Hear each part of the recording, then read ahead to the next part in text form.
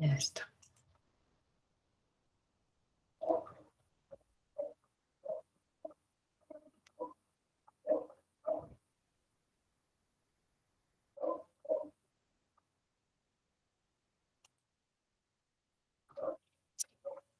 Bien, la semana pasada estuvimos hablando al respecto del metabolismo de los aminoácidos, ¿no es cierto?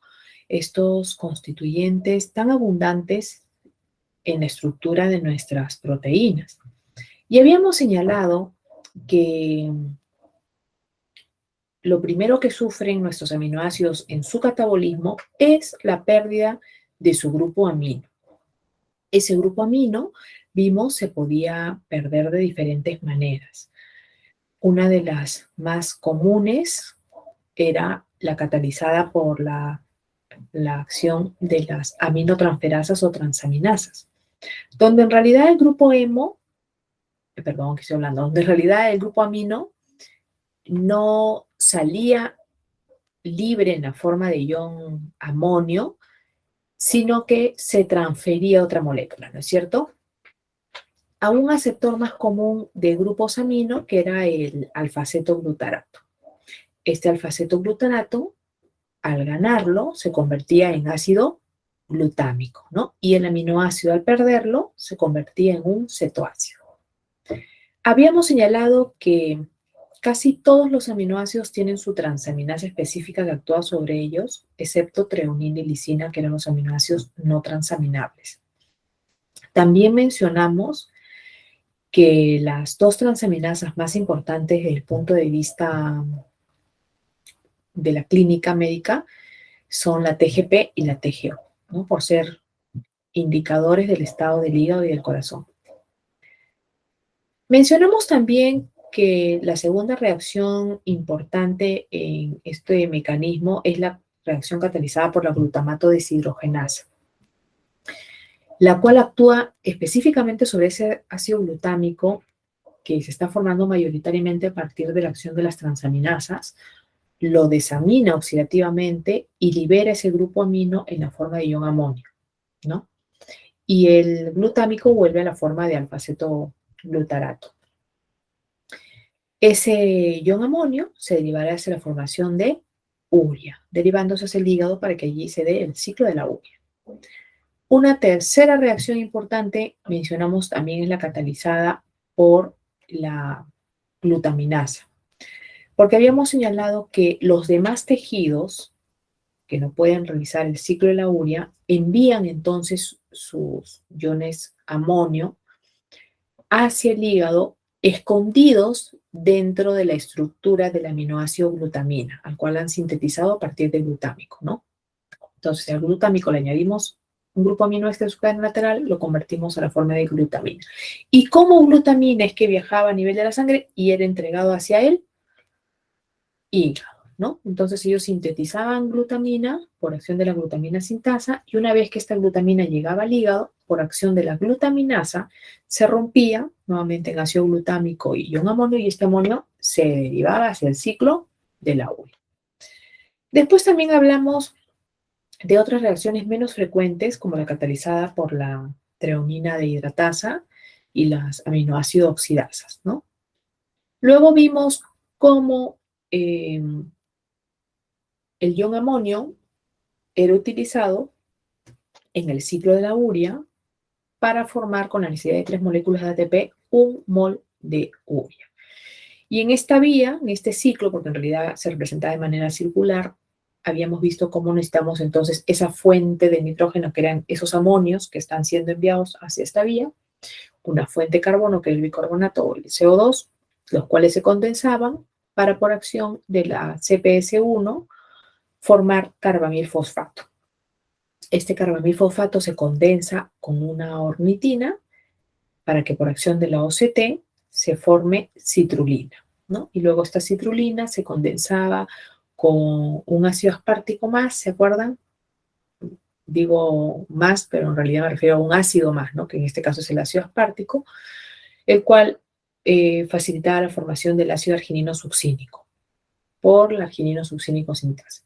Y luego por la liasa, este se partía en fumarato y arginina, fumarato que se iba hacia el ciclo de Krebs, ¿no? Y luego esta arginina por la arginasa se rompía en urea y me reconstituía ornitina. Y ahí habríamos formada la molécula de urea. Eso con respecto al destino del grupo amino, ¿no? Después vimos el destino de todo el esqueleto carbonado que nos queda del aminoácido, que no es poco. Y habíamos dicho que según la naturaleza de ese esqueleto carbonado, algunos aminoácidos pueden rendir acetilcoenzima o acetato y por lo tanto son los considerados cetogenéticos, porque al formar estas moléculas pueden formar a su vez cuerpos cetónicos o utilizarse para la síntesis de colesterol o de ácidos grasos, mientras que otros, que más bien generaban piruvato o intermediarios del ciclo de Krebs o de la vía glicolítica, más bien eran los glucogenéticos, que por suerte eran casi todos, ¿no? Muy bien. Luego vimos lo que era la vía de síntesis de los aminoácidos, vimos cómo algunos tenían entonces como precursor al piruvato, otros tenían al 3-fosfoglicerato, otros tenían a la eritrosa 4-fosfato con el fosfonol piruvato, ¿no? Y también mencionamos cómo se sintetizan otras moléculas que son derivados también nitrogenados, o sea que también derivan de aminoácidos, pero que cumplen otros roles en nuestro cuerpo. O por ejemplo el caso de las catecolaminas, la dopamina, la adrenalina, la noradrenalina, que derivaban de la tirosina, ¿no es cierto? Y que estaban pues relacionados con procesos de preparación corporales de prepararnos para la huida o para la lucha, ¿no? Y ahí habíamos visto sus potentes acciones de aumentar la presión sanguínea, ejerciendo un rol vasoconstrictor, ¿no? Habíamos señalado también cómo a la dopamina se le conocía como la hormona del placer, y la diferencia entre adrenalina y noradrenalina, que muchas de sus reacciones eran comunes, pero se diferenciaban porque las reacciones que catalizaba adrenalina, que ya les hemos estado mencionando en el catabolismo de carbohidratos, ¿no es cierto? Eran reacciones más rápidas, pero cortas en duración, a diferencia de lo que veíamos en la noradrenalina, ¿no? También hablamos de la serotonina, otro neurotransmisor importante, conocido como la hormona de la felicidad, que está relacionado inclusive con lo que es el dolor, con lo que son los estados anímicos, eh, entre otros el sueño, ¿no? Entre otros eventos. Y también mencionamos a la carnitina, de la cual ya hemos hablado en el tema de metabolismo lipídico, cuando hablamos de los ácidos grasos y cómo la carnitina nos permitía captar ácidos grasos de cadena grande, ¿no? Que son los más abundantes en realidad en la dieta de un adulto. Hablamos también de la creatina, que al poder pasar a la forma de creatinofosfato, actúa como un reservorio de fosfato para donarle ese fosfato al ADP y reconstituir ATP a partir de él, ¿no? También mencionamos a, ¿quién más? A la histamina, ¿no? Como un agente importante en lo que son los cuadros alérgicos, que nosotros sabemos que deriva entonces de la histina, un aminoácido del grupo 4, y que tiene efectos importantes como vasodilatador, eh, como también constriñe los bronquios, y por ello es que decíamos, cuando estamos frente a un cuadro alérgico importante o agudo, mejor digamos, nosotros tomamos antihistamínico, ¿no? Para contrarrestar esos efectos que tiene la histamina.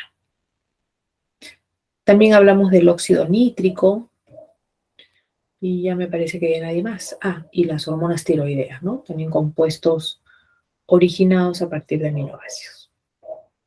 Hoy día vamos a hablar del metabolismo del grupo hemo, un constituyente importante presente en nuestras hemoproteínas, como por ejemplo la hemoglobina. Entonces seguimos hablando todavía de un poco de lo que son proteínas, pero una proteína en particular, o unas proteínas en particular, que son nuestras hemoproteínas. Las hemoproteínas, ustedes recordarán que ya hemos hablado en el ciclo anterior, son proteínas conjugadas, ¿no es cierto? Que además de sus secuencias aminoácidicas que la constituyen como toda proteína, estas tenían grupos adicionales, ¿no? Como por ejemplo, si hablamos de las hemoproteínas, el grupo hemo. Una de nuestras principales o más abundantes hemoproteínas corresponde a la hemoglobina, que acá la estamos viendo nuevamente, ¿no? La hemoglobina es una proteína, entonces, una heteroproteína porque está constituida por 2 cadenas alfa y 2 cadenas beta, o sea, 4 cadenas polipeptídicas, donde cada una de sus cadenas polipeptídicas tiene un grupo hemo unido.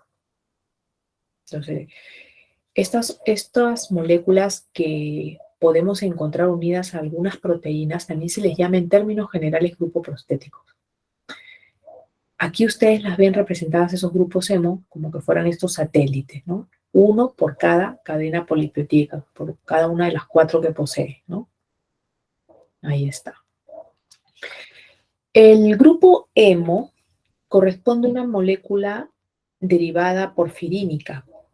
En realidad deriva directamente de la protoporfirina 3 o 9, que al unir un ion hierro, entonces se convierte en hemo. Como molécula porfirínica, el grupo hemo es de color rojo y es quien en realidad entonces le confiere el color rojo a la hemoglobina y esta a su vez quien le confiere el color rojo a nuestros eritrocitos, que son las células sanguíneas quienes la albergan, ¿no? En su interior.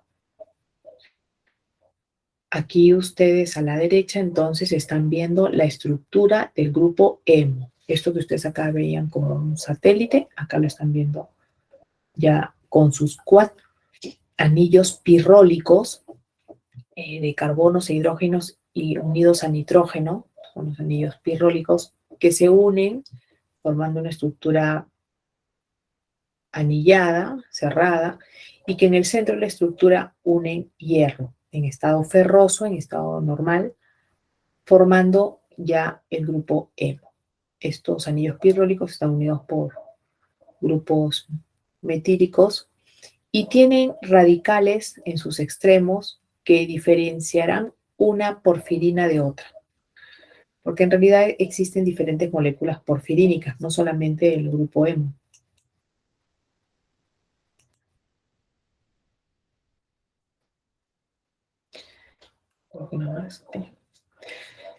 Pero la hemoglobina, recuerdan ustedes que no es nuestra única hemoproteína, ¿no? También está la mioglobina, que se encarga también de transportar oxígeno, pero ya no en la sangre, sino a nivel muscular, ¿no? Y también están nuestros citocromos, que hemos hablado de varios cuando hablamos de la cadena transportadora de electrones, y también hay citocromos que no forman parte de la cadena transportadora de electrones, como es el citocromo P450, del cual vamos a hablar hoy día.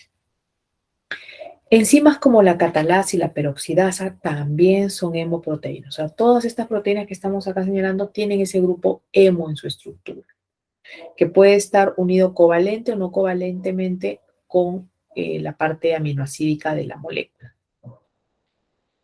Estos entonces, como están viendo sus miembros más representativos, participan en reacciones diversas, como por ejemplo en reacciones de oxidación algunos, otros de descomponer hidroperóxidos que se generan por la acción de radicales libres.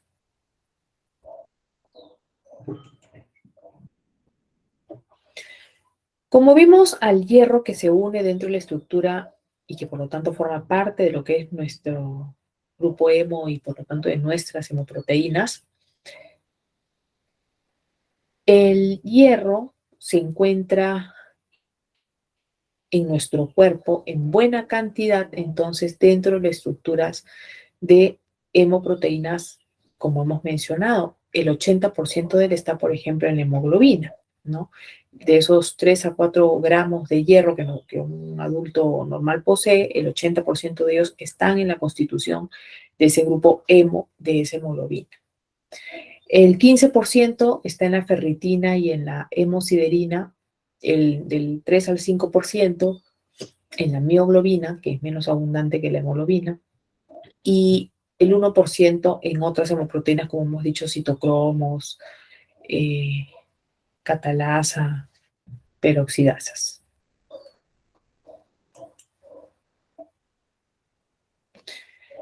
Nuestra hemoglobina contiene al elemento hierro en su forma ferrosa, pero un 1% de nuestra hemoglobina la poseen en forma férrica, constituyendo lo que se denomina la metahemoglobina. La metahemoglobina entonces es una forma de hemoglobina que también tiene la capacidad de unir oxígeno a ese hierro, pero en esa forma férrica no tiene facilidad para liberarlo luego. Entonces, no es una forma beneficiosa de hemoglobina para nosotros porque nada nos sirve que capte el hierro si, con una finalidad de transportarlo si no lo va a entregar a los tejidos que lo requieran, ¿cierto? Existen sustancias químicas que favorecen la conversión de nuestra hemoglobina normal hacia la forma de metahemoglobina, como por ejemplo algunos fármacos como anestésicos, como la benzocaína, la lidocaína también, algunos antibióticos como el trimetoprim y las sulfamidas, que por ejemplo están en la constitución del Bactrim, ¿no? Y que fue por mucho tiempo utilizado indiscriminadamente, no porque este antibiótico era de amplio espectro, o sea, podía matar a cualquier bacteria, sea del tracto intestinal, de la garganta, y lo utilizaban, como les digo, sin mayor prescripción muchas personas, y consecuencia de eso es que se fueron presentando muchos cuadros de eh,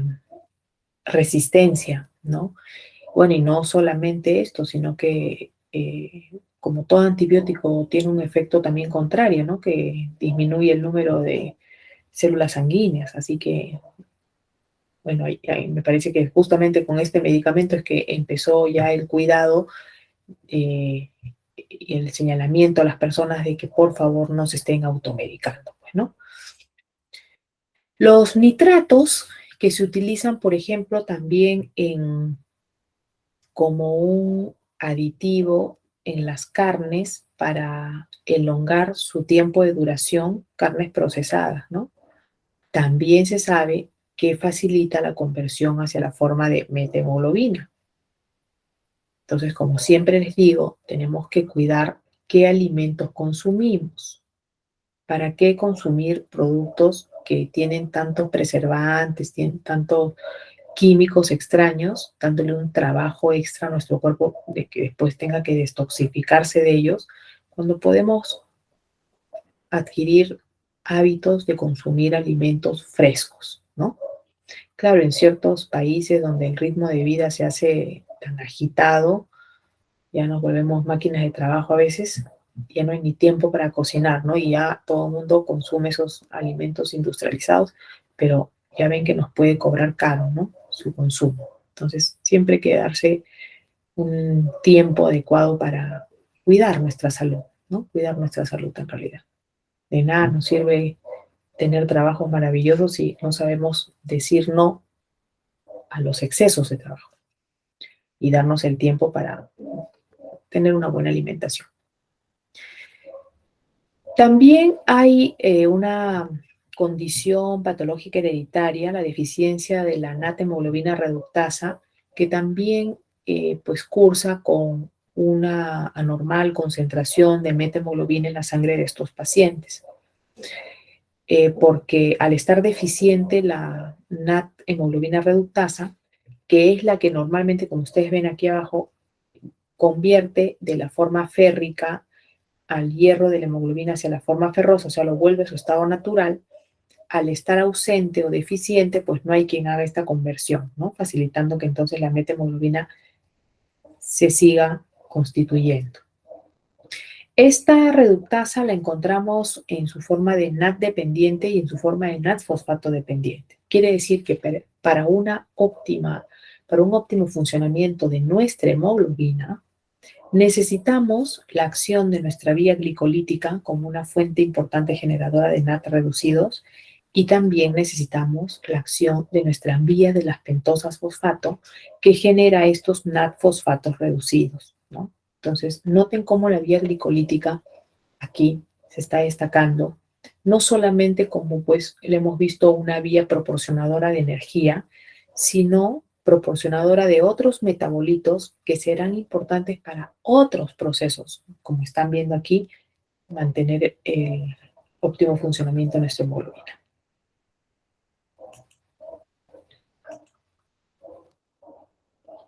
Bien, acá vemos a la protoporfirina 3 o 9. Antes se le llamaba 9, en realidad, y después con la nueva categorización correspondería a la protoporfirina 3, en realidad. Pero como todavía muchas personas trabajan con la otra denominación, entonces su denominación actual es así, ¿no? 3 o 9, para como la conozcan o como la reconozcan. La protoporfirina 3 o 9 es el antecesor inmediato del grupo E. Cuando la protoporfirina 3 o 9 une al hierro en su estructura, como lo están viendo hoy aquí, ya está acá sin y acá con, ¿no es cierto?, el hierro. Entonces aquí recién ya decimos que estamos viendo al grupo E. Si no tuviera el hierro, estaríamos hablando todavía de protoporfirina 3 o 9. Entonces, ahí está el antecesor directo, ¿no?, del grupo hemo con sus 4 anillos pirrólicos unidos por puentes metílicos.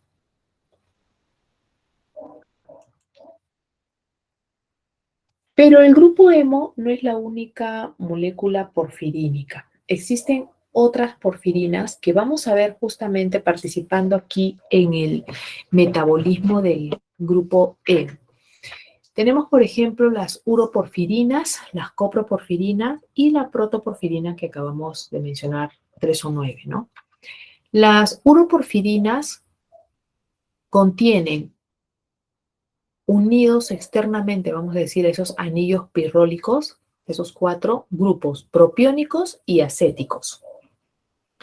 Mientras que las coproporfirinas más bien tienen propiónicos y grupos metil. Mientras que las protoporfirinas más bien tienen propiónico, metil y vinil.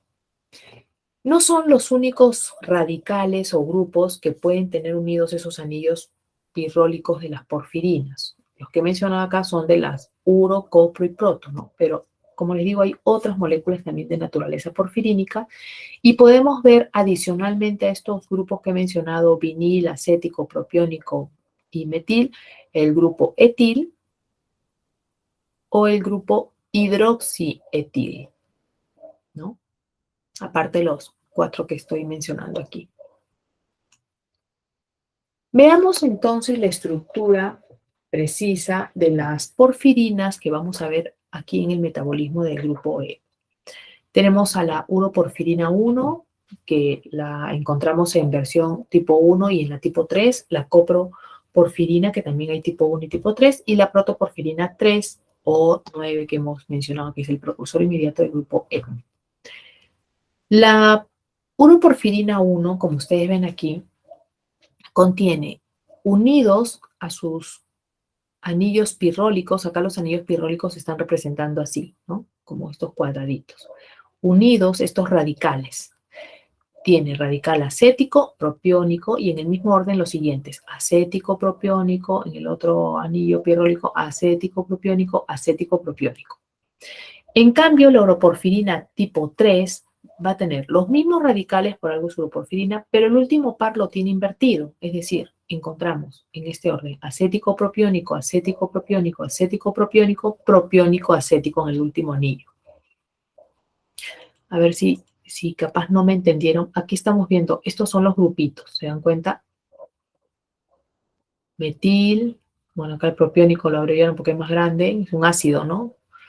Ah, bueno, acá está el propiónico y el vinil, ¿no? El vinil. Entonces, unidos, como ven, a los extremos de los anillos pirrólicos, para que nos ubiquemos mejor, ya. En el caso de la coproporfirina, les dije que teníamos los grupos metil o radicales metilpropiónicos. Entonces, metilpropiónico, metilpropiónico, metilpropiónico, metilpropiónico en la tipo 1, mientras que en la coproporfirina 2, el último par está invertido. Si partimos de metilpropiónico, metilpropiónico, metilpropiónico, pero aquí tenemos propiónico primero y luego metil. En el caso de la protoporfirina 3 o 9, esa tiene 3 grupos, hemos dicho. Empezamos con metilvinil y ya se introduce en el tercer anillo el propiónico. Sería metilpropiónico y en el último par la inversión, porque es 3, ¿no? Propiónico, metil. O sea, del último invertido. Tiene 2, 2, ¿no?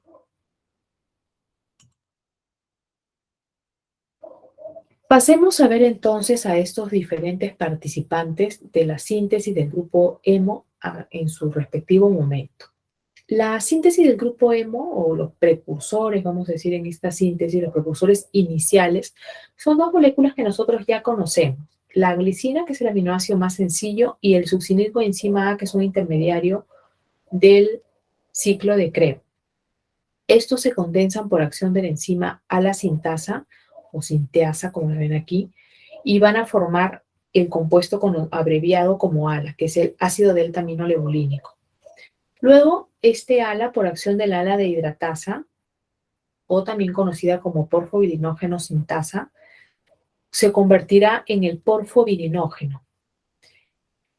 Cada porfovirinógeno da origen a un anillo pirrólico. Entonces, como ustedes han visto que el grupo hemo tiene 4, entonces tenemos que sumar 3 porfovirinógenos más para que luego, por acción de la urosintasa, o también conocida como porfovirinógeno desaminasa, y la uro-3-cosintasa, se forme respectivamente el uroporfirinógeno tipo 1 por la sintasa o tipo 3 por la cosintasa. Ahora, por un proceso de oxidación, el uroporfirinógeno puede pasar a su forma de uroporfirina. Diríamos, miren esa terminación nógeno, ¿no? Me recuerda a una forma inferior, inmadura, como en el caso de las enzimas que hablábamos, ¿no? Que eran los simógenos. Y luego ya pasamos a una forma madura de la molécula que sea la uroporfirina, que en realidad es por oxidación en este caso. Luego, de uroporfirinógeno 3, podemos formar coproporfirinógeno 3, o si fuera el 1, formamos el coproporfirinógeno 1 por una descarboxilasa, uroporfirinógeno descarboxilasa. Y luego, este coproporfirinógeno puede dar origen al protoporfirinógeno por una oxidasa.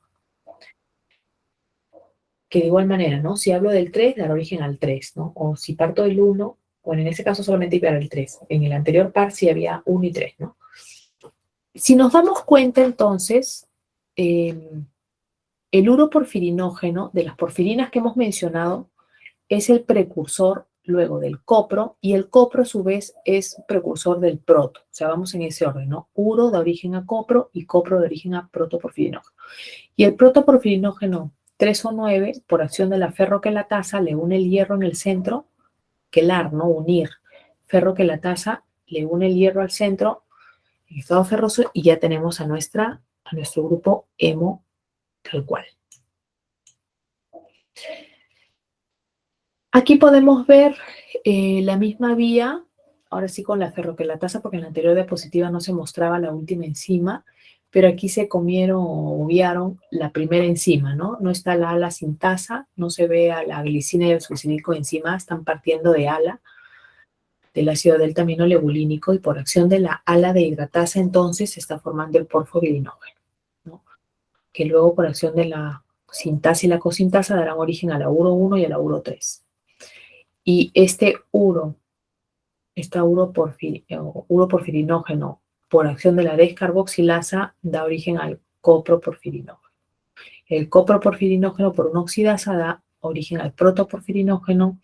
Este protoporfirinógeno por una oxidasa pasa a su forma de protoporfirina, ya no la terminación nógeno, sino orina, y esta protoporfirina por la ferroquelatasa da formación al grupo hemo,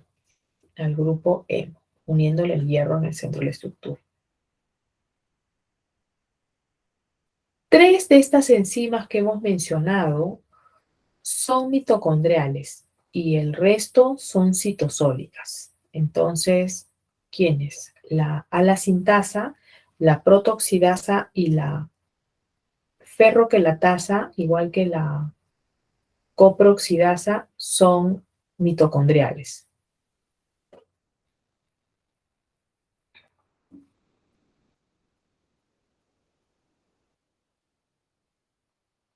En esta diapositiva podemos ver que en realidad hay una reacción extra que es la conformación de hidroximetilvilano desde porfobirinógeno catalizada por la hidroximetilvilano sintasa, que nos permite entonces formar la unión, ¿no?, de esos 4 anillos de porfobirinógeno, pero todavía abiertos, ¿no? Ya cuando hablemos de uroporfirinógeno, sea 1 o 3, ya tenemos la estructura cerrada, porque es una porfirina tal cual, ¿no?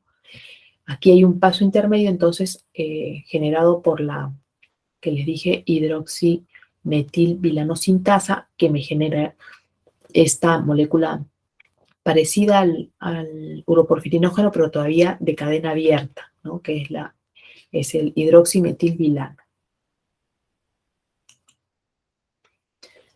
La síntesis del grupo hemo se da principalmente a nivel hepático y a nivel de la médula ósea. Nuevamente estamos viendo otra función importante del hígado. Así que siempre a cuidar ese hígado, sobre todo los varoncitos, que el caroto se olvida. La médula ósea, básicamente para la formación de la hemoglobina de nuestros eritrocitos, mientras que la síntesis del grupo hemo en nuestro hígado está dirigida principalmente hacia la formación del citocromo P450. El citocromo P450 forma parte de un sistema multienzimático trabajando con enzimas que van a permitirnos destoxificarnos de de diversos tipos de sustancias químicas extrañas conocidas con el nombre, pues, de xenobióticos, de los cuales van a hablar, me parece que en la próxima clase con la profesora Gallardo. Los xenobióticos son cualquier sustancia extraña para nuestro cuerpo y dentro de ellos están una serie, pues, de fármacos a los cuales nosotros estamos expuestos.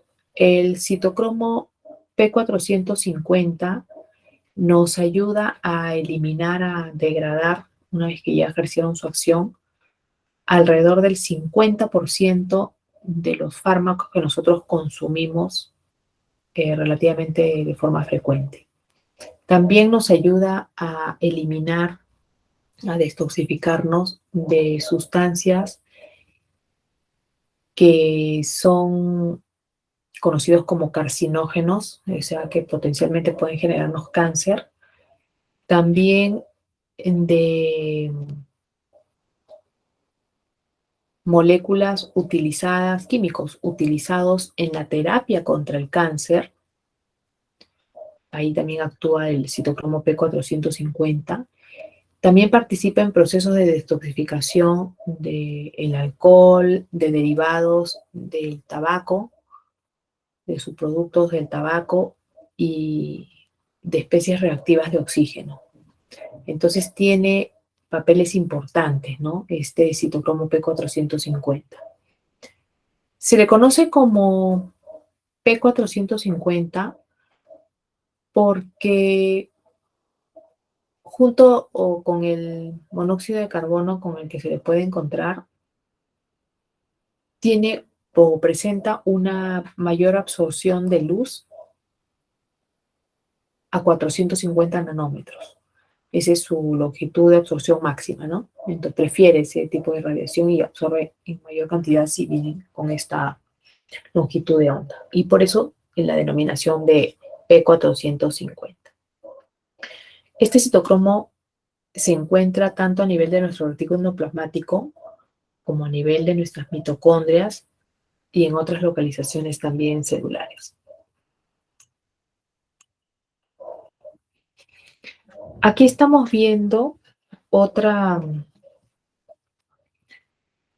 lámina donde observamos la biosíntesis, la parte media, diríamos, ¿no? Del proceso que acabamos de ver.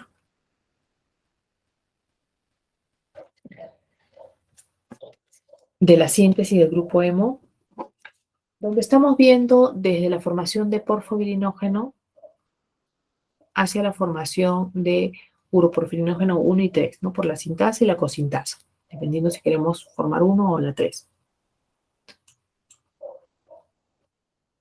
Por aquí estamos viendo ahora cómo el uroporfirinógeno 3, por descarboxilación, conforma el coproporfirinógeno, el cual por oxidación forma la protoporfirina y esta por la ferroquelatasa forma el grupo hemo.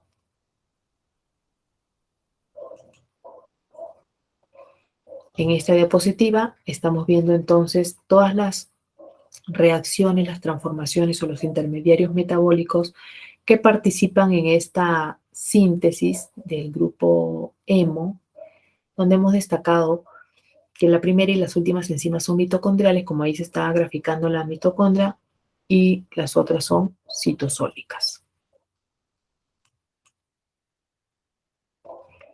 Regulación de la síntesis del grupo hemo. El mismo hemo actúa, o sea, el mismo producto final va a actuar como un regulador inhibidor. Cuando está en altas concentraciones, nos va a inhibir a la ala-sintasa, a la ala-deshidratasa y a la ferroquelatasa. El plomo, este mineral, también inhibe en altas concentraciones a la ala-dehidratasa y a la ferroquelatasa. Hay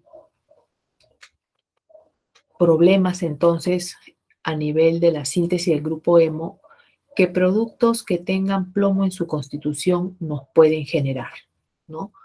Como por ejemplo, ¿qué tipo de productos? Los enlatados, ¿no? Se analizó que en el procesamiento de sellado de los enlatados se liberaban en el producto, por todas las leches, ¿no? Trazas de plomo por el mismo proceso del sellado, ¿no? Ya las técnicas se han ido modificando para eliminar estas trazas que podrían caer en el alimento. Y de igual manera, en colorantes se han utilizado también por mucho tiempo el plomo como un agente constituyente. Es así que no sé si ustedes habrán escuchado en la televisión, sobre todo en Navidad, hacen estas campañas de señalar que tengamos cuidado de no comprar estos juguetes que no tienen, que no han pasado pues el registro sanitario, ¿no? Que son generalmente copias de otros productos originales y cuyos colorantes sí contienen plomo. Entonces, si uno le da ese juguete a un niño pequeño que siempre tiende a chuparlo, lógicamente va a estar ingiriendo plomo y esto le puede llevar a problemas, como estamos señalando, en su conformación de su hemoglobina. Y por eso después vemos cuadros de anemia también, ¿no? Por eso es que los juguetes para niños pequeños, que son los juguetes susceptibles de ser chupados, siempre son caros, ¿no? Siempre son caros porque tienen toda una tecnología y una constitución en materiales que evitan estos problemas, ¿no? pero los productos adulterados, muchos de origen chino y muchos que llegan aquí a Tacna, tienen estos colorantes ricos en plomo y que hay que tener nosotros cuidado de no comprarlos, ¿no? Son más baratitos, pero cuando se trata de niños, tenemos que tener mucho cuidado en lo que se les entrega, ¿no? Como juguete, como material hasta de uso, porque sabemos que son muy delicados, ¿no? La piel, los órganos son muy delicados, todavía no tienen este sistema detoxificador maduro como una persona adulta lo posee, ¿no? Entonces, no hay que escatimar a veces en precios, ¿no? No comprar cualquier juguetito barato, que puede ser adulterado, como les digo, la copia china, por decirlo de otra manera, y comprar pues lo que en realidad corresponde, ¿no? Un poquito más caro, pero seguro, ¿no? Y aprovecho la oportunidad, no es motivo del tema, pero ya que estamos hablando de juguetes, también tengamos cuidado con los juguetes que vienen con estas pilas, planitas, como esas pilas que se colocan en los relojes, ¿no? Por ejemplo, les hablo de uno, que acá en todo cumpleaños paran regalando, pero que ya no estén, hace tiempo que no voy a cumpleaños infantiles, pero cuando le llevaba a mis hijitas, me regalaban cada rato estos, que son estas como varas que tienen para sumergirlas en un líquido de ese jabón para hacer burbujas grandes, y salieron estas varas con luces. Bueno, cualquier juguete que tenga luz, fíjense si tiene seguridad las pilas, porque los que son, como les digo, alternativos o corrientitos, ni siquiera les ponen tapa a esas pilas. Entonces, tranquilamente al niño se le cae y las 3 o 4 pilas, porque no viene una, vienen varias, 3 o 4 de esas pilitas planas se salen fácilmente con una caídita, se salen si no tienen una tapa con tornillo enroscado y bien seguro, porque también he visto de los que sí traen la tapita, pero igual no está robada, parece el plástico corriente, pues que es, y rápido se sale y la tapita se abre y las pilas pueden estar en contacto y si un niño consume esas pilas ya sabe que se les perforan los intestinos, ¿no? No hay retorno de eso. Entonces hay que cuidar mucho lo que se le da a un niño. Cuando llegamos a las fiestas, qué cosa, qué juguete. Llorará, le quitaré, llorará un rato, pero preferible eso a que luego esté llorando por otra cosa más grave, ¿no? Así que tener esos cuidados. Los que tienen hermanitos pequeños también. Ustedes con esos conocimientos siempre ayuden, ¿no? Porque a veces la mamá está un poco distraída con tantas cosas que uno tiene que hacer. Pero ahí están ustedes para también cuidar a sus hermanitos. Bien, seguimos entonces. A ver, pasamos a la siguiente. No veo, ya. Las patologías relacionadas a deficiencias de estas enzimas que hemos visto participar en la vía de síntesis del grupo hemo se conocen como porfirias. Existen varios tipos de porfirias. Acá les estoy poniendo algunas de las más conocidas. Está, por ejemplo, la PIA, que es la porfiria intermitente aguda, que cursa con, justamente por eso es intermitente y aguda, porque cursa con dolor abdominal, cólicos abdominales fuertes, agudos, y además cursa con alteraciones neurológicas, alteraciones hasta del comportamiento y la capacidad cognitiva. La enzima deficiente aquí es la porfoilinógeno deaminasa y dentro de sus pruebas de diagnóstico está pues unos niveles urinarios de porfoilinógeno elevados. Tenemos después la porfiria eritropoyética congénita. Esta es por deficiencia de la enzima uroporfirinógeno cosintasa, la cosintasa.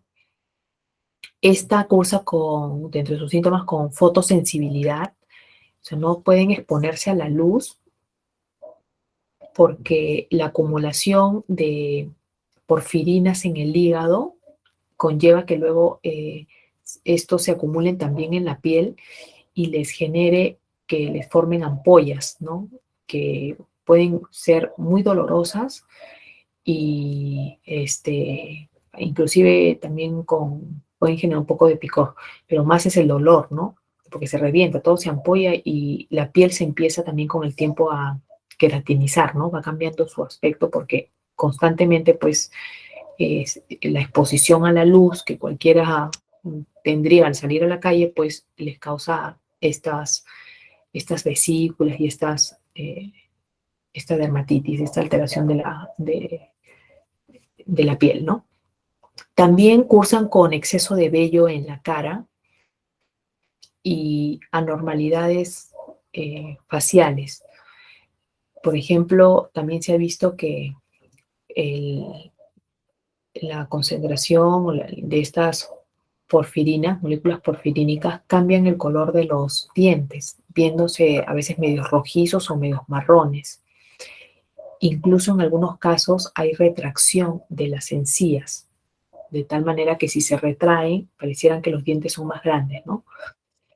Bueno, y deformidades inclusive a nivel de la nariz, en el rostro sobre todo. Dentro de las pruebas de diagnóstico vamos a encontrar una uroporfirina urinaria elevada. En la porfiria cutánea tardía o tarda, que es justamente la porfiria más común, diríamos, la enzima deficiente es la uroporfirinógeno descarboxilasa y esta cursa con fotosensibilidad, hepatopatía, claro, el daño que está sufriendo el hígado, ¿no? Por esta acumulación de moléculas porfirínicas, pero no ataca al sistema nervioso, eso es lo bueno. La uroporfirina urinaria también va a encontrarse elevada. En el caso de la porfiria variegata, acá puse una R de más. La enzima que está alterada, deficiente, es la protoxidasa y cursan estos pacientes con la tríada completa, ¿no? Fotosensibilidad, dolor abdominal y alteraciones neurológicas, como les digo, hasta de comportamiento. Dentro de los marcadores de laboratorio está uroporfirina urinaria elevada, coproporfirina fecal elevada y protoporfirina fecal elevada. Y por último, otra importante a destacar, la porfiria eritropoyética, que es por ausencia de la ferroquelatasa, no confundirla con la congénita de aquí, ¿no? Esta no es congénita, es por ausencia de la ferroquelatasa, a diferencia de la otra que es por uroporfirinógeno cosintasa, desde la última en actuar nada más, ¿no? Que cursa con fotosensibilidad y aumento de la protoporfirina fecal y aumento de la protoporfirina a nivel de los glóbulos rojos. Aquí ustedes pueden ver las lesiones típicas en las manos de un paciente con porfiria cutánea tardía. Acá no se nota, ya las ampollas reventaron, ¿no? Y noten el aspecto entonces de la piel, cómo va cambiando por esa sensibilidad extrema que tienen por la acumulación de productos, como les digo, porfirínicos a nivel de la piel. Aquí sí se ve mejor las ampollas, ¿no? Y cómo ya va el aspecto cambiando, ¿no? El cuerpo trata de adaptarse a resistir un poquito más el daño que les ocasiona la luz UV en contacto con estos productos porfirínicos acumulados en la piel. También hay que señalar que se señala que, ya como hecho anecdótico, creo yo, se señala a las enfermedades porfirias como las generadoras de la leyenda de los vampiros y de los hombres lobo, porque como les comenté acá, en el caso de la porfiria eritropoyética congénita, sobre todo, como hay fotosensibilidad y exceso de vello en la cara, imagínense, estas personas salían de noche, ¿no? Y con esas manifestaciones, esas alteraciones a nivel del crecimiento de vello en la cara, muchos creen que de ahí surgió pues esa leyenda del hombre lobo, ¿no? Y también aquí en la porfiria eritropoyética congénita, como también hay alteraciones, no es muy común, pero sí puede darse también las alteraciones neurológicas en estos pacientes. Súmenle la retraída de las encías, súmenle que siendo una condición donde no se está produciendo la hemoglobina como debe ser, porque se altera la vía de síntesis, los síntomas disminuyen si es que tiene la hemoglobina que le falta, ¿no es cierto? Imagínense pues que alguna persona pueda haber visto salir a estas personas de noche porque de día no salen por la fotosensibilidad, con alteraciones neurológicas, con los dientes que parecen marrones pero de noche capaz hasta rojizos se ven, con los caninos que se ven más largos que de costumbre, ¿no? quizás agresivo por las alteraciones neurológicas. De ahí se cree que surgió pues la otra leyenda de los vampiros, ¿no? Bien interesante cómo es que van surgiendo algunas leyendas. Bien, pasemos al catabolismo del grupo hemo, a la degradación ahora del grupo hemo. La bilirrubina es el producto del catabolismo, uno de los productos más importantes, digamos, del catabolismo del grupo hemo. Esta bilirrubina, que fue objeto de la canción de Juan Luis Guerra, pero que en realidad estuvo mal asesorado porque no tenía nada que ver la bilirrubina con que cuando miro a tus ojos, creo que decía la canción, se me sube la bilirrubina, ¿no? No tiene nada que ver en realidad. Mejor le hubiera ido otra expresión, hasta adrenalina, que había un poquito mejor ahí. Veamos entonces cómo es este catabolismo del grupo E. Nuestro principal componente o proteína que alberga el grupo hemo hemos dicho que es nuestra hemoglobina, que sabemos que está dentro de los eritrocitos de manera natural y que estos eritrocitos duran solamente 120 días en circulación general, ¿no? Ya son unas células que están en un proceso de deterioro, tal es así que no tienen ni núcleo, no tienen organelas.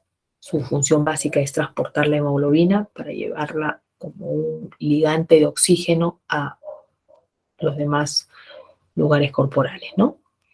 Entonces, nuestros eritrocitos, cuando ya cumplen su tiempo de vida, se derivan hacia el sistema fagocítico mononuclear, o antes conocido como el sistema retículo endotelial, el RES, para por las células fagocíticas ser destruidos, ¿no? En esa destrucción, entonces, se separa la fracción globina, la fracción aminoácidica de lo que es el grupo hemo, esto por desnaturalización, y luego el grupo hemo pasa a la forma de biliverdina por la hemoxigenasa, y luego la biliverdina, por acción de la biliverdina reductasa, pasa a la forma de bilirrubina. Esto que están viendo ustedes aquí vendría a ser la primera etapa del catabolismo del grupo E. Y lo que están viendo a la derecha serían las etapas siguientes, ¿no? Esta es la primera etapa, la que está funcionando o sucediendo a nivel de los fagocitos, como les digo. Esto ustedes lo han visto también en su cuerpo desde pequeño, ¿no? ¿Quién no se ha hecho un golpe fuerte y apareció el moretón? Un golpe fuerte donde ha habido extravasación de sangre hacia el tejido aledaño y la sangre se ve como a través de la piel media moradita, ¿no? El moretón. Y pasan los días y ese moretón va cambiando, ¿qué color? Color verde, ¿no? Ahí está la biliverdina. Y van pasando más días, se va borrando. ¿Y qué color va adoptando? Un color medio amarillento, ¿no? La bilirrubina. Esta bilirrubina es un compuesto, un producto entonces nuestro, como están viendo, pero que es poco soluble. Y es por eso que tenemos que conjugarlo con una molécula que lo vuelva soluble, como por ejemplo carbohidratos o derivados de carbohidratos, para que así nuestro cuerpo sí lo pueda sacar, sí lo puede excretar, porque si no, la bilirrubina se acumularía en nuestro cuerpo y esta ejerce efectos tóxicos, especialmente para el cerebro también. Es así entonces que la bilirrubina se une a la albúmina sanguínea, acá no le están mencionando la albúmina, pero se une a la albúmina sanguínea para así viajar y llegar al hígado.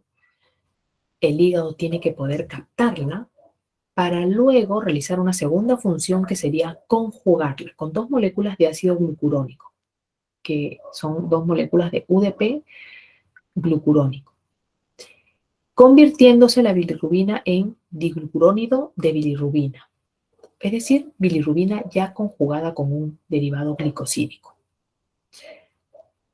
Luego, el hígado tiene que poder excretarla, pasarla a la constitución de la bilis y por medio de la bilis que se excreta a nivel intestinal, seguir su catabolismo gracias a las bacterias de la flora intestinal nuestra. Entonces estamos viendo aquí que el hígado tiene que poder cumplir tres funciones relacionadas a este metabolismo. Primero, poder captar la bilirrubina que le está trayendo la albúmina. Dos, poder conjugarla. Y tres, poder excretarla, ¿no? Sacarla para que luego se pierda una parte en las heces y primero continúe su catabolismo, como hemos dicho. Una vez que entonces la bilis llegó a la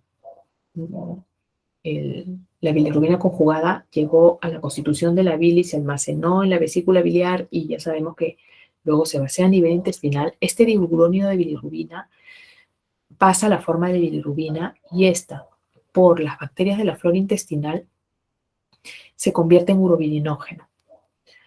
Parte del urobilinógeno, por la reabsorción enterohepática, puede reabsorberse y por lo tanto aparecer en nuestra orina.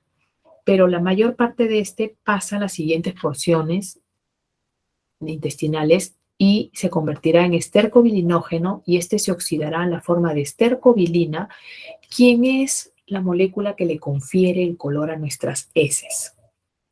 Ese color marrón que tienen nuestras heces es por la estercobilina, marrón amarillento, vamos a decir, ¿no? Es por la estercobilina.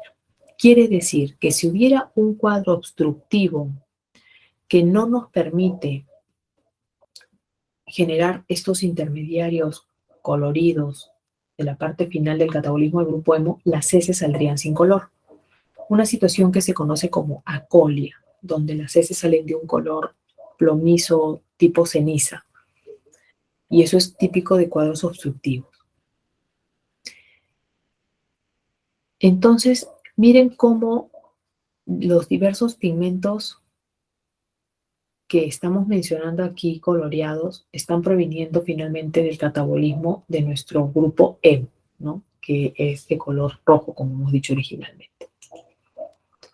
Aquí tenemos otra diapositiva. Ay, mira, siempre digo voy a cambiar esto y me olvido. Mucho botoncito que apretar. Listo. Tenemos otra diapositiva de lo mismo, pero en otra forma de presentación, ¿no? Miren, acá está un poquito más completo, me parece. Ahí vemos entonces que de la hemoglobina se separa la fracción aminoacídica del grupo hemo en sí, luego por acción de la hemoxigenasa, este pasa a la forma de biliverdina y por acción de la biliverdina reductasa pasa a la forma de bilirrubina. Primera etapa, ¿no? Lo que sucede a nivel del res. Los fagocitos se encuentran dentro entonces mayoritariamente de vaso, médula ósea, hígado, ¿no? Conforman el res. Ahora llamado sistema fagocítico mononuclear. Noten que en estas dos reacciones, bueno, aquí no se puso, pero aquí también se requiere de NAD-fosfato reducido, ¿eh?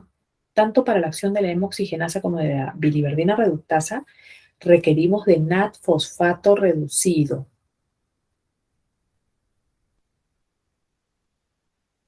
NAD, que ya hemos dicho, se forma en la vía de las pentosas fosfato, así que esa vía es muy importante también para este metabolismo que estamos viendo, que finalmente está permitiendo destoxificarnos de un producto catabólico nuestro, ¿no? Aquí también otra cosa que hay que destacar es que en la reacción de la hemoxigenasa se genera monóxido de carbono. Sabemos que el monóxido de carbono es tóxico para nosotros, bloquea la cadena de transportar electrones por bloquearnos a la citocromo oxidasa, pero miren cómo tenemos una sola reacción a nivel corporal donde también nosotros podemos generar el monóxido de carbono, ¿no? Luego, la bilirrubina que ya les dije que es insoluble en agua, se tendrá que derivar ese hígado para conjugarse con ácido glucurónico, ¿no? Convirtiéndose en el diglucurónido de bilirrubina, convirtiéndose entonces en una forma que sí es soluble en agua. Así que así pasa a la porción intestinal previa a conformación de la bilis, pasa a la porción intestinal y allí, por acción de las bacterias de la flora, habíamos dicho, se convierte en urobilinógenos. Parte del urobilinógeno se puede reabsorber y por lo tanto aparecer a nivel de la orina y la otra parte sigue su catabolismo hacia la formación de estercobilinógeno y posteriormente, cuando el estercobilinógeno se oxida, pasa a la forma de estercobilina. Muy bien, eso ya hemos dicho. Aquí vemos entonces la conversión. Acá sí se nota la necesidad de NAD-fosfato en ambas reacciones que les decía, sino que aquí solamente hay una parte de ese catabolismo, ¿no? Por eso estoy poniendo varias láminas que van complementando todo lo que estamos acá señalando. Y acá el producto de la hemoxigenasa, que es CO2, el hierro, que al abrirse la estructura, acordemos en el hemo, teníamos los 4 anillos pirrólicos cerrados y en el centro se unía hierro, y al abrirse, conformando la biliverdina, y el hierro se libera, ¿no? Y este NAD-fosfato que se necesitó reducido pasa a la forma oxidada. Luego, por la reductasa, la biliverdina pasa a bilirrubina. Dos reacciones que vuelvo a señalar requieren de NAD-fosfato reducido. La bilirrubina sale y se transporta unida a la albúmina. Miren cómo la albúmina, proteína sanguínea, nos está ayudando a transportar bilirrubina. También sabemos que nos ayuda a transportar ácidos grasos y también tiene un importante efecto tamponador. Miren cuántas funciones está cumpliendo esa albúmina, proteína mayoritaria en nuestro suero. Ocupa entre el 50 y el 55%, ¿no? Muy bien, entrega entonces esta albúmina, la bilirrubina, al hígado, el cual con la glucuroniltransferasa le conjuga UDP-glucurónido, 2 moléculas, llevando a la forma de bilirrubina conjugada que ya puede ser excretada a nivel intestinal. Se sabe que la hemoxigenasa y la biliverdina reductasa son enzimas que regulan la velocidad del catabolismo del grupo E. La velocidad. Y acá otra diapositiva donde vemos toda la vía que hemos dicho, ¿no? Lo que sucede a nivel de la primera etapa, los macrófagos, luego ya lo que sucede a nivel del hígado, a nivel intestinal, y su reabsorción de urobilinógenos y urobilinas. Muy bien. También señalemos, entonces, que cuando hablamos de bilirrubina total, la bilirrubina total vendría a ser la suma de la concentración que tenemos de bilirrubina no conjugada de la primera parte con la bilirrubina conjugada que se conjuga en el hígado. Las concentraciones normales de bilirrubina total equivalen a 1 miligramo por decilitro, donde 0,2 miligramos por decilitro sería la porción de la conjugada y 0,8, que sería lo que resta de 1, que hemos dicho que es la total, sería lo equivalente a la no conjugada. Quiere decir que la más abundante en realidad es la de la primera parte, ¿no? La no conjugada, con 0,8 y la otra 0,2. La suma, 1. La bilirrubina no conjugada aumenta especialmente en enfermedades hemolíticas o luego de la exposición de cualquier agente que genere una hemólisis masiva, como les decía, por ejemplo, algunas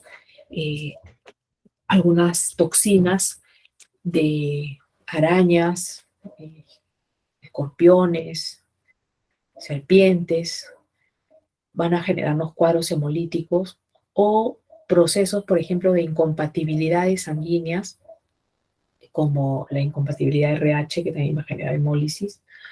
Entonces va a generar que aumente esta bilirrubina. En cambio, la conjugada más bien aumenta cuando hay obstrucción intra o extrahepática, colestasis intra o extrahepática, que no nos deje enviar la bilirrubina que ya se conjuga en el hígado hacia las porciones inferiores y que por lo tanto, al no dejármela pasar a las siguientes etapas, se acumula en el hígado ya no puede más, la regurgita sangre y por eso aparece aumentada allí, ¿no? La bilirrubina conjugada y la no conjugada también tienen otras denominaciones. La bilirrubina no conjugada se le llama también bilirrubina indirecta y la conjugada directa. Esto responde a su reacción frente al reactivo de Ehrlich, que fue el primer reactivo que se utilizó para su identificación. Entonces, se vio que la bilirrubina conjugada daba reacción colorimétrica, cambio de color, en contacto con este reactivo, mientras que la otra no. La no conjugada no daba reacción, cambio de color, pero cuando se le agregaba un alcohol, recién daba reacción de coloración, ¿no? Entonces, por eso se le llamó indirecta, mientras que la conjugada la que está unida al ácido glucurónico, sí da reacción directa con este reactivo de Ehrlich.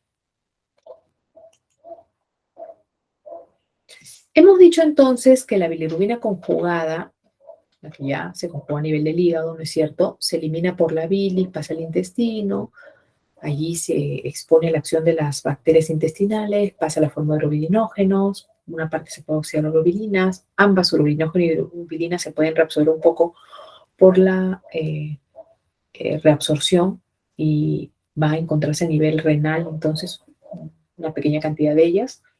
En el adulto sano, la eliminación normal de urobilinógeno debe ser menor a 5 miligramos al día por si acaso.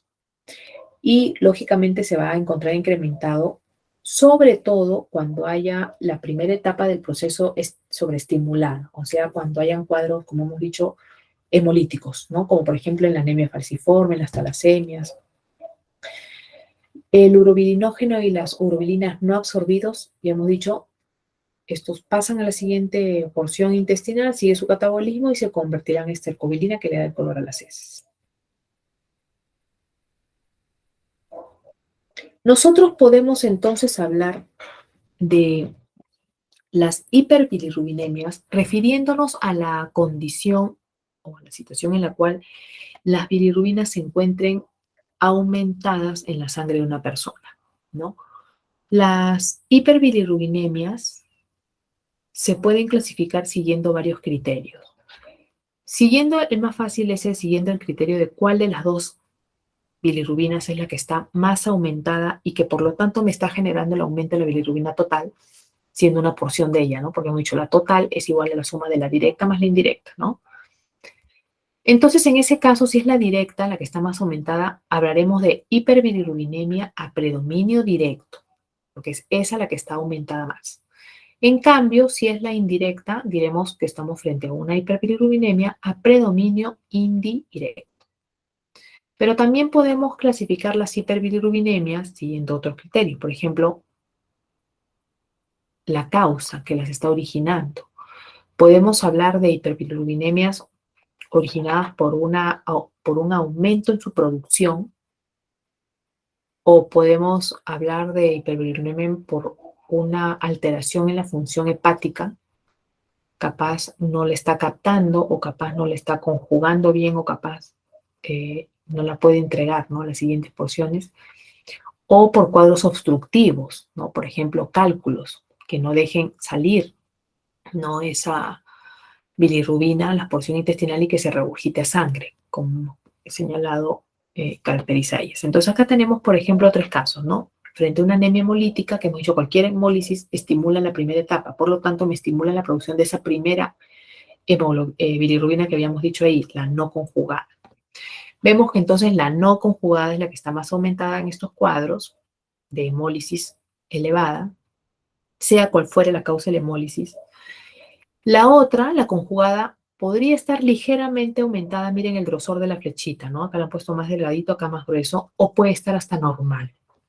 Lo mismo sucede en el caso de obstrucción biliar. En ese caso, la que va a aumentar más bien marcadamente va a ser la conjugada, porque al haber una obstrucción, entonces la bilirrubina que ya se conjugó por el hígado no puede bajar a las porciones intestinales, se devuelve al hígado, el hígado se satura de ella, la regurgita sangre y esa será la que esté aumentada principalmente en ese cuadro. La otra bilirrubina puede estar normal o puede estar también aumentada, pero ligeramente.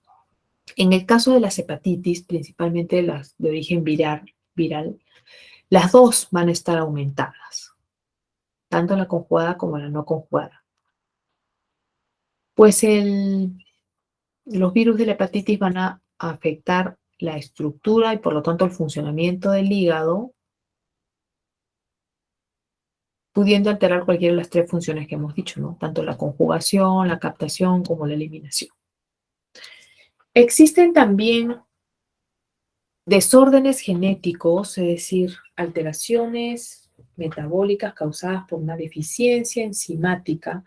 Las enzimas que hemos mencionado participan aquí en su catabolismo. como por ejemplo el síndrome de Crigler-Najjar, el síndrome de Gilbert y el de Dubin-Johnson. También hay otro que es el de Rotor, que también tiene que ver con transporte. Pero acá he puesto los más importantes. Tenemos entonces que en el síndrome de Crigler-Najjar hay un defecto importante, severo, de la enzima conjugante, de la UDP-glucuroniltransferasa. Por lo tanto, estos pacientes presentan una ictericia intensa. La ictericia es el amarillamiento de la piel, las mucosas y hasta la esclerótica en estos pacientes, ¿no? Por la presencia de la bilirrubina. La bilirrubina que está aumentada, lógicamente, es la no conjugada, porque si tienen defecto de la enzima que debería conjugar, entonces no hay conjugación y la otra es la que aumenta la no conjugada, pues, ¿no? En el síndrome de Gilbert también hay defecto de la misma enzima, pero es un defecto más moderado, ¿no? No total. Entonces la ictericia también será moderada y de igual manera la bilirrubina que aumenta es la no conjugada. En el caso del síndrome de Dubin-Johnson, el problema está en el transporte del hígado para poder pasar las porciones inferiores. Entonces hay un transporte anormal de la bilirrubina que ya se conjugó en el hígado hacia el sistema biliar. Entonces la bilirrubina que aumenta es la bilirrubina conjugada, en este caso. Y la ictericia también es una ictericia moderada que va a haber aquí. Miss, ¿Sí? ¿podría repetir lo que dijo sobre el hígado? Es que por un momento su audio se entrecortó.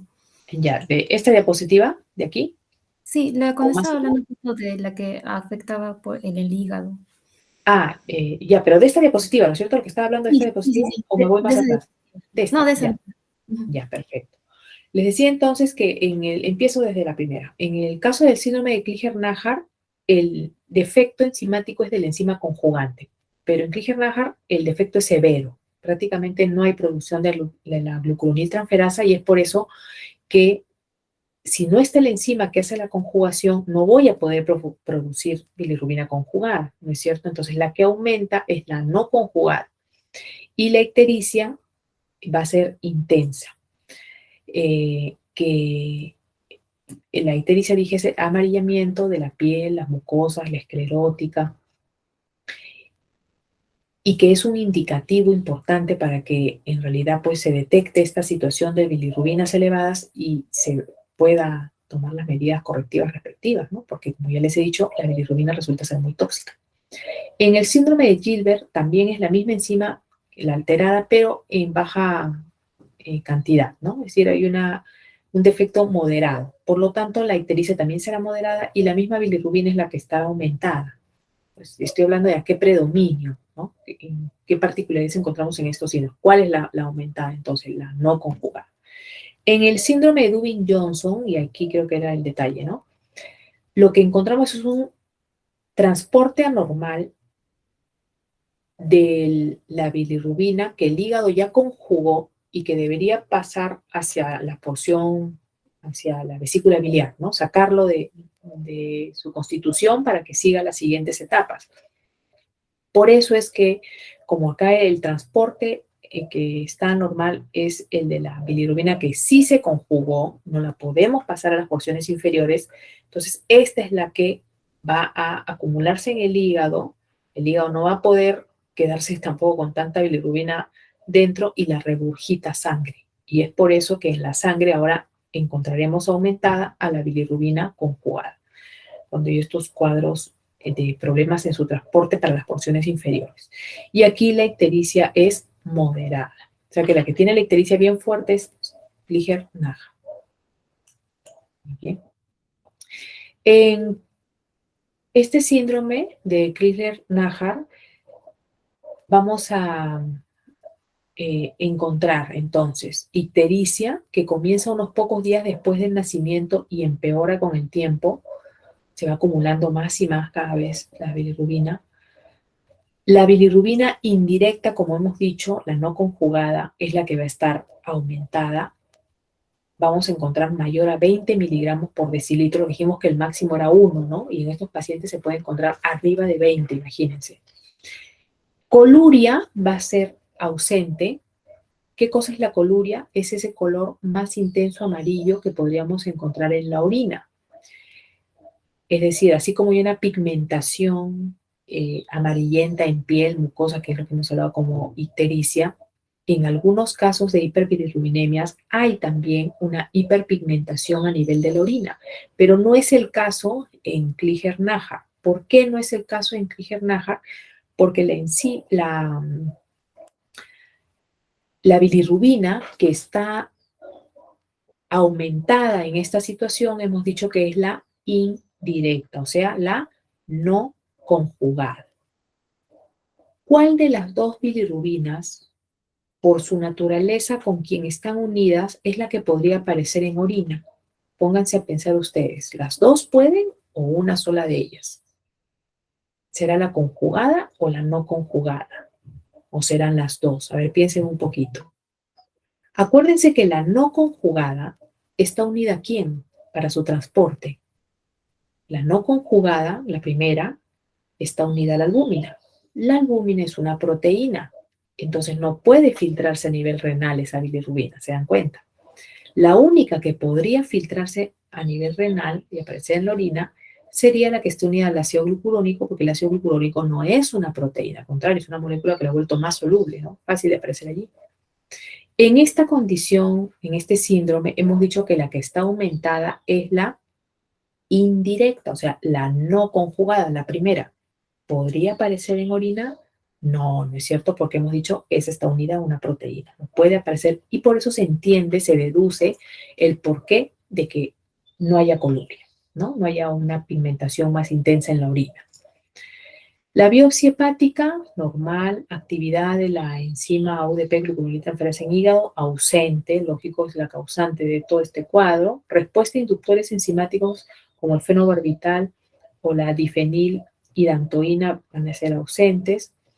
Sin tratamiento se puede originar el cuadro de Kernicterus, que es una alteración severo, un daño severo a nivel cerebral, como les digo, por la presencia de la bilirrubina, que es muy tóxica para el cerebro, que puede iniciar con alteración de las actividades cognitivas de ese niño, pero de manifestarse, como les digo, de dejarse que siga el proceso y se manifieste hasta su máxima expresión, que ya es la de Kernicterus, puede generar pues parálisis cerebral y llevarlo hasta la muerte.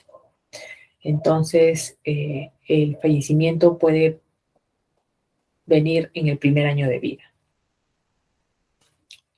Siempre hay que cuidar el tema del colorcito. Esto lo digo para las mujeres, ¿no? Cuando nosotros nos entregan al bebé en el momento del nacimiento, pues, es una nueva personita para nosotros, ¿no? Todavía no lo conocemos bien, pero siempre hay que mirarle sus colores, ¿no? Sus colores naturales, porque nos dan de alta, nos vamos a la casa con el bebé, puede ser que no notemos que se está poniendo amarillento, ¿no? Si se está poniendo amarillento, inmediatamente hay que ir al servicio de emergencia para que le den su fototerapia a ese niñito y se destruya esa bilirrubina que se está acumulando, que como les digo, podría generarle anormalidades a nivel del cerebro, de las actividades neurológicas. Hay varios casos de ictericia por la incompatibilidad más común sanguínea, que es la incompatibilidad pues RH. Lógicamente esto va a generar un cuadro hemolítico que conlleva a una ictericia aguda, pero también podemos hablar de una ictericia en un recién nacido por una, vamos a decir, inmadurez de su higadito, ¿no? Siempre que nacemos, no todos los órganos han llegado a término a la misma vez. Entonces, hay algunos niños que a pesar de que, bueno, ya nacieron, todavía hay una pequeña inmadurez del hígado a nivel de su sistema conjugante de esta enzima glucuroniltransferasa y pueden presentar, como les digo, esta acumulación de bilirrubina que se puede solucionar muy rápidamente, como les digo, a los pocos días, pero hay que llevarlo a que esa bilirrubina no se acumule en ese tiempo que el higadito se está acomodando todavía al nacimiento. Lo llevamos al servicio de emergencia, le hacen su fototerapia y esta se elimina, ¿no? Se degrada por oxidación. Pero como les digo, hay que estar atentos, o sea, hay que estar mirándolo al bebé que no tenga este amarillamiento con los días, ¿no? Y si vemos esto, rápidamente ir al servicio de emergencia. Hay muchos cuidados que hay que tener con un recién nacido, ¿no? Muchos cuidados. Ya cuando llegue su momento tienen que hablar con su mamá y digan, mamá, dime todo lo que tengo que saber, porque en realidad uno como madre inexperta no sabe nada. Unas que otras cosas le dicen en el hospital, pero uno está con tantos nervios en ese momento y tan cansada además que a veces no entra bien información. Así que muchos cuidados con los recién nacidos. En toda esta clase de hoy estaba hablando de los niños, los recién nacidos, así que aprovecho en destacarlo. ¿Qué más? También hay incompatibilidades sanguíneas por sistema AU, pero por suerte, esas incompatibilidades son muy ligeras, no generan la reacción que sí genera la incompatibilidad RH, ¿no? De la cual ya hemos hablado en el ciclo anterior en clase de sangre. Esas son las más graves, como sabemos, ¿no? Y de igual manera he hablado de hemólisis estimulada cuando hay exposición a ciertos venenos y toxinas, que acá en este siguiente cuadrito estamos resumiendo varias, ¿no? De las que ya mencioné. Entonces, miren, aquí hiperbilirubinemia clasificada por mayor formación de la bilirrubina, tenemos los cuadros hemolíticos, por varios factores, como hemos dicho, que se pueden dar. Hemos dicho que en cuadros hemolíticos, ¿cuál aumenta? La no conjugada. Toda hemólisis estimula la primera parte, acuérdense ustedes eso. Entonces, la no conjugada. La bilirrubina conjugada, hemos dicho, puede estar normal o ligeramente aumentada. Bilirrubina en orina, ausente. Hemos dicho, si la no conjugada es la aumentada, entonces no va a aparecer en orina, ¿no? Excreción de urobilinógeno aumentada. Siempre el urobilinógeno, no digamos siempre, generalmente el urobilinógeno está aumentado cuando hay procesos hemolíticos. Otras características que pueden acompañar al cuadro, esplenomegalia, es decir, agrandamiento del vaso. Claro, porque es parte del resto del sistema reticular endotelial que va a estar trabajando a mil en esta situación de hemólisis masiva, ¿no? Por menor captación, vayámonos al segundo guión. Drogas como el ácido flavospídico, que es un antiparasitario, pueden generar que aumente la bilirrubina también no conjugada. La conjugada puede estar normal, por lo tanto, pues bilirrubina en orina ausente, de igual manera como en el caso anterior. Excreción de urinógeno puede estar normal o hasta disminuida, no cursa con aumento. Y en este caso, por menor captación, ¿no? O sea, cómo va a interactuar este ácido flavospídico entorpeciendo la captación del hígado, ¿no? Y más bien lo que acá dice baja actividad de la glucuroniltransferasa hace referencia al síndrome de Gilbert, pero en realidad el síndrome de Gilbert debe estar aquí, en esta siguiente tabla, junto con Crigler-Najjar, que hemos dicho, que es por disminución de la enzima conjugante, ¿no? Ambas, este de aquí agudo y el otro leve, ¿no? Así que en este mismo nivel debería estar ese. Y aquí tenemos que en Crigler-Najjar, como ya dijimos, aumentada la no conjugada, la conjugada disminuida, bilirrubina en orina ausente, excreción de urobilinógeno normal o disminuida, y como hemos dicho, alteración en la enzima conjugante. Alteraciones en la excreción, vámonos por aquí. Tenemos el síndrome de Dubin-Johnson, también mencioné el de rotor, o cuadros obstructivos por cálculos, tumores que no dejen excretar, a nivel hepático que no dejen excretar, entonces correctamente los productos del catabolismo, o cuadros de hepatitis que también justo podrían haber bloqueado, alterado la función, una de las tres funciones que le dije que el hígado aquí debería cumplir, que sería la de excretarlo, ¿no? Poder excretarlo adecuadamente.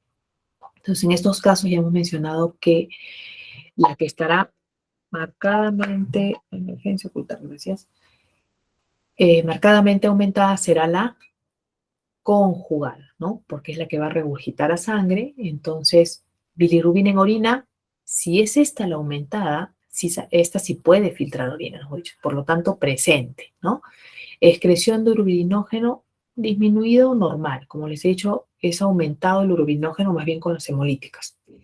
Y acá podemos encontrar hígado pigmentado o hígado no pigmentado, cualquiera de las dos posibilidades, fosfatasa alcalina elevada, claro, porque la fosfatasa alcalina es una de las enzimas del perfil hepático, ¿no?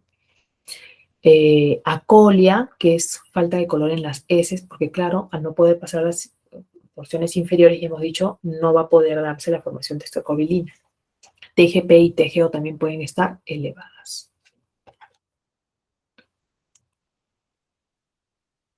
Y acá tenemos entonces un gráfico que hace referencia a la enfermedad hemolítica del recién nacido, que es la hemólisis, como les decía hace un momento, generada por la incompatibilidad RH, que se genera cuando una madre que es RH negativa engendra un hijito que es RH positivo, ¿no?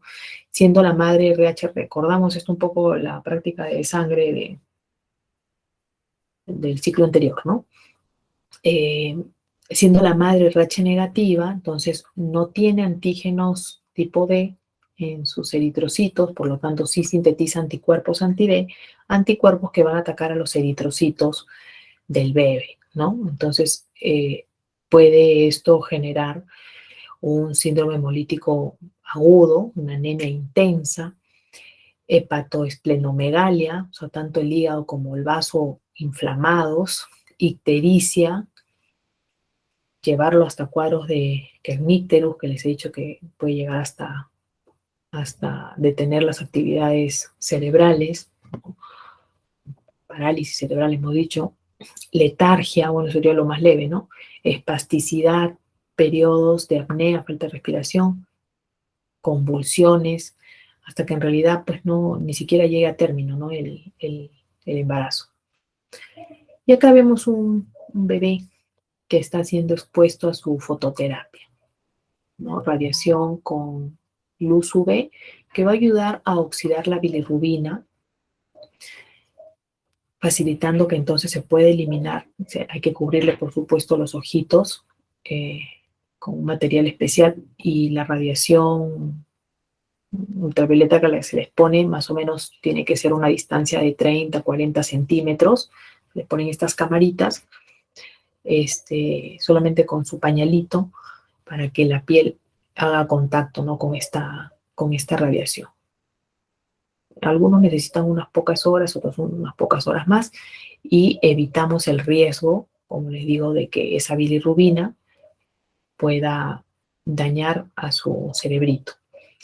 Esto es algo muy rápido, como les digo, en el caso de una inmadurez del sistema de conjugación de la bilirrubina, que pasado algunos días tranquilamente se regulariza, ¿no? En la mayoría de niños, salvo que, como les digo, estemos hablando de una deficiencia ya enzimática, ¿no? Ya de congénita, ¿no? No por inmadurez, sino porque ha nacido ya con esa deficiencia genética el niño, y ahí sí eh, el procedimiento, pues, lógicamente sería más complejo. Aquí ustedes pueden ver una diapositiva donde se observa la ictericia de este individuo. Nos notan que está amarilla su piel, y además las escleróticas también están amarillas, ¿no? Se señala que para que la ictericia se manifieste en una persona, los niveles de bilirrubina sérica deben estar más alto que 3 miligramos por decilitro. Hemos dicho el límite es 1, ¿no? Pero en 2 posiblemente todavía no haya ictericia presente. Ya en 3, recién arriba de 3 es que se manifiesta la ictericia, pero 2 igual ya sería un valor anómalo, ¿no? Acá estamos viendo un suero también ictérico, que es un suero más amarillito. Mírenlo acá se nota mejor, más naranjita en realidad, ¿no? Porque un suero normal es, ya ustedes lo han visto, ligero amarillento, un amarillento tenue, ¿no? Y ya un poco más intenso, casi dando para el lado anaranjado, ya es un suero ictérico. Acá estamos comparándolo, bueno, ya con otros tipos, otros colores de sueros, un suero hemolítico, ha habido hemólisis, la hemoglobina se ha liberado, y por eso lo ven rojo, pues, ¿no? El suero. Y acá un suero lipémico, que se acuerdan que ya hemos hablado de los que tienen lípidos, por ejemplo, uno que esté rico en kilomicrones, es lechoso, ¿no? Blancuzco lechoso, que acá también está. Entonces vamos teniendo presente algunos aspectos, ¿no? De estos sueros que ya estamos viendo en varias situaciones particulares que hemos mencionado. Y creo que esta es la última. Tenemos entonces con respecto a la estructura de estos productos del catabolismo del grupo hemo, un cuadrito comparativo entonces. La biliverdina en su estructura presenta 3 puentes metínicos y no tiene puentes metileno, de naturaleza H2. Bilirrubina sí tiene 2 metínicos y tiene 1 metileno. Los bilinógenos, como los urobilinógenos, no tienen puentes metínicos, sí tiene 3 metilenos. Pero es que metilenos es bastante común, ¿no? En la estructura, como han visto.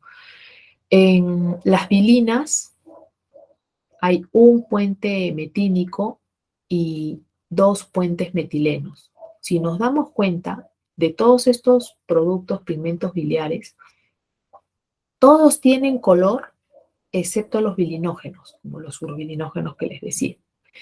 Entonces, al parecer, la falta de color es por la falta de puentes metínicos en su estructura, ¿no? Porque todos los demás que sí tienen puentes metínicos sí han presentado color, ¿no? Como les decía, la bilirrubina amarillenta, la bilirrubina verde, las bilinas también son amarillentas.